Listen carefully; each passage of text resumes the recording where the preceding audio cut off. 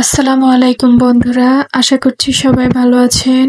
তো আজকে আপনাদের সাথে শেয়ার করব রাজহাঁসের মাংস।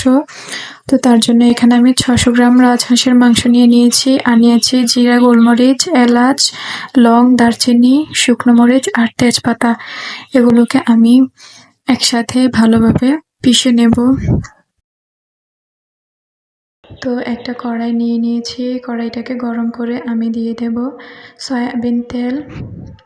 তো তেলটা গরম হয়ে গেলে আমি এখানে পেঁয়াজ কুচিটা দিয়ে দেব। তো পেঁয়াজটাকে আমি কিছুক্ষণ নেড়ে চেড়ে ভেজে নেব।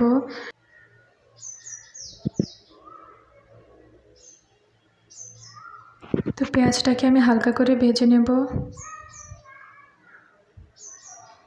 পেঁয়াজটা আমার যতটুকু প্রয়োজন ততটুকু আমি ভেজে নিয়েছি। এবার আমি এখানে দিয়ে দেব মশলা। তো এখানে আমি পেঁয়াজ, রসুন আর আদা বাটা নিয়েছি আর বেটে নিয়েছিলাম প্রথমে যে শুকনো মশলাগুলো দেখিয়েছিলাম সেই মশলাগুলো। তো এগুলোকে আমি দিয়ে একটু নেড়ে চেড়ে পেঁয়াজ আর তেলের সঙ্গে মিশিয়ে কষিয়ে নেব।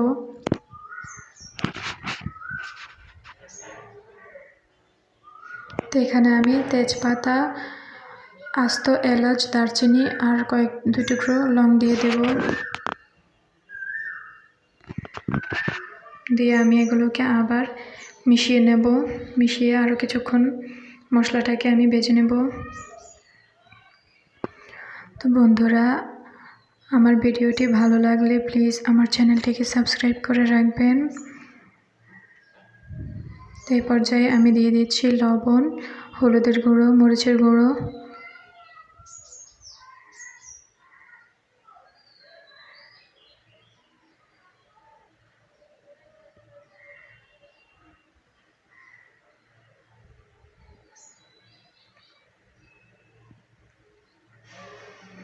তো এভাবে নেড়ে চেড়ে আমি কিছুক্ষণ কষিয়ে নেব।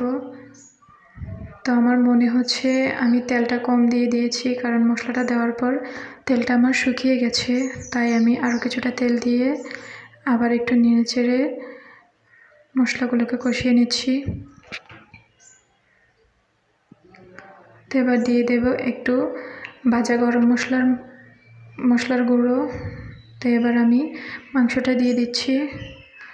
মাংসটা দিয়ে আমি নেড়ে চেড়ে মশলাগুলোর সাথে ভালোভাবে মিশিয়ে মাংসটাকে রান্না করে নেব প্রায় 20 মিনিটের মতো।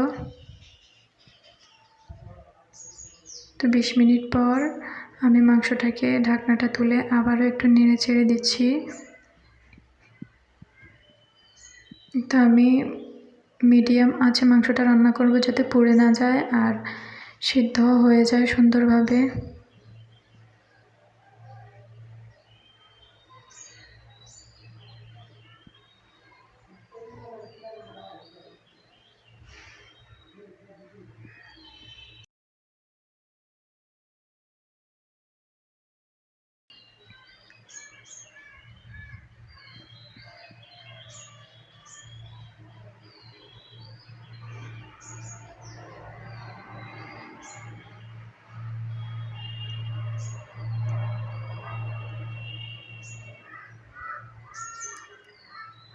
তো আমি মাংসটার সাথে কিছুটা পানি দিয়ে দিচ্ছি।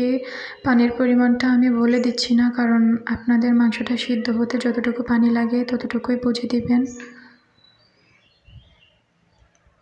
তো এই মাংসটাকে আমি পানির মধ্যে ভালোভাবে কষিয়ে প্রায় আরও 30 থেকে 35 মিনিটের মতো রান্না করে নিয়েছি।